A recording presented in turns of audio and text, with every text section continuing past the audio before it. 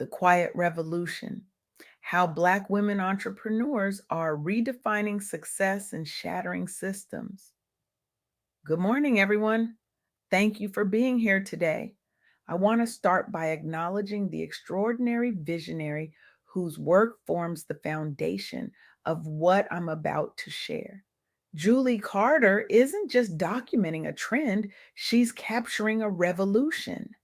As a researcher, advocate, and champion for Black women entrepreneurs, Julie has spent years meticulously tracking what mainstream business media has largely overlooked. The most powerful entrepreneurial transformation of our time isn't happening in Silicon Valley boardrooms or venture capital firms. It's happening in beauty salons in New Orleans, in co working spaces in Atlanta, in community centers in Detroit, and it's being led by Black women who are fundamentally reimagining what business can and should be.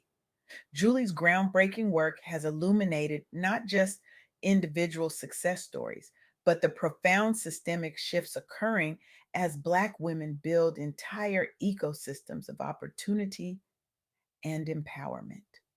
Her insights have challenged conventional wisdom about entrepreneurship, success, and community building in ways that I'm excited and honestly a bit nervous to share with you today. Because what she's uncovered doesn't just add to our understanding of business, it completely disrupts it. We've all absorbed a particular narrative about entrepreneurship, haven't we? The lone visionary burning the midnight oil, the risk taker who ventures out alone, the exceptional individual who defies the odds through sheer force of will and talent. This story is so deeply embedded in our culture that we rarely question it. We celebrate the myth of the self made entrepreneur who succeeds against all odds through individual brilliance and determination. But what if this narrative isn't just incomplete? What if it's fundamentally wrong? What if the most powerful entrepreneurial revolution happening right now isn't about individual achievement at all, but rather about collective transformation? This is the counterintuitive truth that emerged from Julie Carter's research. Black women entrepreneurs aren't just starting businesses, they are creating entirely new models of success that challenge our most basic assumptions about what entrepreneurship looks like and how it functions. Let me share something remarkable with you.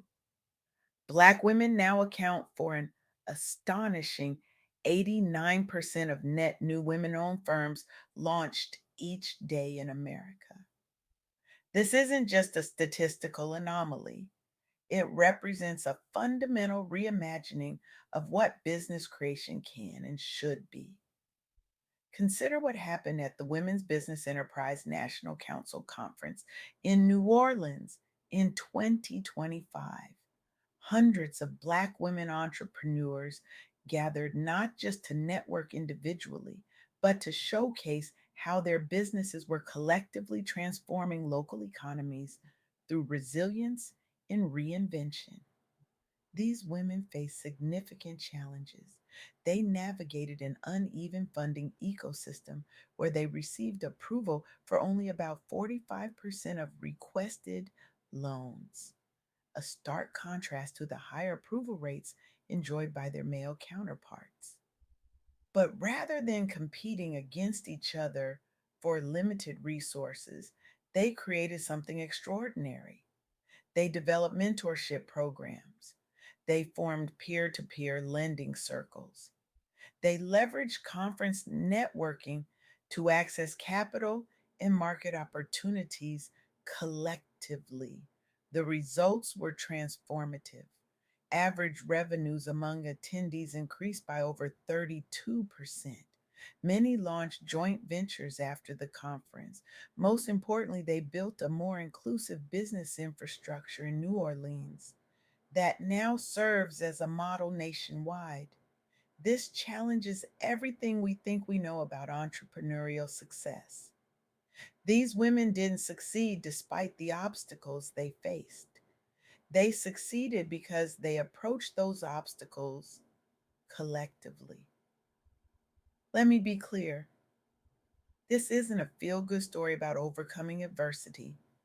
This is about a fundamentally different approach to business creation that yields better results. A recent National Bureau of Economic Research study examined gender and race gaps throughout startup life cycles. The findings were sobering. Less than 10% of US entrepreneurs are Black, and even fewer receive venture capital backing. Black founders start businesses at a rate roughly one fifth lower than white founders, due largely to lack of early stage funding. Their failure rates run about 20% higher as well. But here's where it gets interesting and where traditional economic thinking breaks down. When Black women founders do receive adequate funding and support, their businesses don't just survive, they thrive. Female founded venture backed startups had exit rates nearly one fifth above industry averages when given resources on equal footing. This suggests that closing funding gaps wouldn't just benefit these entrepreneurs, it would yield outsized returns for investors and the economy as a whole. The barrier isn't talent or potential, it's access. How did successful founders overcome these gaps? Not through superhuman individual effort, but through community oriented approaches. They sought angel investors from within their communities. They participated in accelerators focused on underrepresented groups. They built coalitions with other minority founders and investors. The path involved persistent outreach, yes, but more importantly, it involved creating new systems and structures that could benefit not just themselves, but others who would follow. Media personality Roland S. Martin recently spotlighted data showing surging entrepreneurship among Black women alongside falling unemployment statistics. This isn't just necessity driven entrepreneurship, it's opportunity seeking behavior that creates ripple effects throughout communities. Many of these entrepreneurs were initially prompted into business ownership after facing layoffs or stagnant career mobility during economic downturns. But rather than simply replacing lost income, they built something more sustainable. They leveraged digital platforms and social media for rapid customer acquisition without heavy upfront investment. They tapped into growing buy local, buy Black consumer movements online. The results were remarkable. Rapid business launches across beauty and wellness sectors led some individuals from joblessness into six-figure enterprises within just 2 years, with ripple effects boosting employment prospects locally. When interviewed, these entrepreneurs often cited family legacy as inspiration.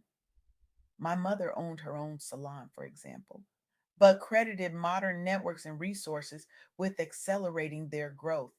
This wave has reshaped perceptions around what's possible, even amid adversity for future generations. What's emerging here is a profound shift in how we might understand entrepreneurship itself.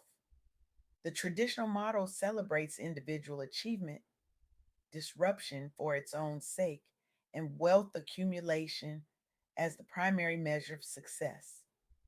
But Black women entrepreneurs are modeling something different: business creation as a vehicle for community transformation, collective advancement, and legacy building. Despite persistent funding disparities, Black women founders still face greater hurdles accessing capital and experience higher denial rates. Average revenues for Black women owned businesses have grown by over 32%, outpacing other groups. This demonstrates remarkable resilience and innovation in challenging environments. But imagine what might be possible if these structural barriers were removed. If Black women entrepreneurs are achieving this level of success, despite systemic obstacles, what might they accomplish with equal access to resources and opportunities? The implications extend far beyond any single community. What we're witnessing is the emergence of a more collaborative, community oriented model of entrepreneurship that could transform how we think about business creation and economic development more broadly. This brings me to a crucial point that Julie Carter emphasized repeatedly in her research. Black women entrepreneurs aren't just starting businesses at record rates, they're creating networks and support systems designed to help others thrive alongside them. They're building entire ecosystems that uplift others. This challenges the very foundation of how we think about success. In the traditional model, success is zero sum. My win is your loss. But these entrepreneurs are demonstrating that true success is abundant. My win can facilitate your win, which strengthens our entire community. They're not just building businesses, they're building infrastructure, they're creating pipelines, they're establishing networks that will benefit not just themselves, but generations to come. This isn't charity work. It's not corporate social responsibility as an afterthought. It's a fundamental reimagining of what business can and should be, a vehicle for collective advancement rather than merely individual achievement. For those of us in positions of privilege or power, whether as investors, policymakers, educators, or business leaders, this raises profound questions about how we might need to change our approach.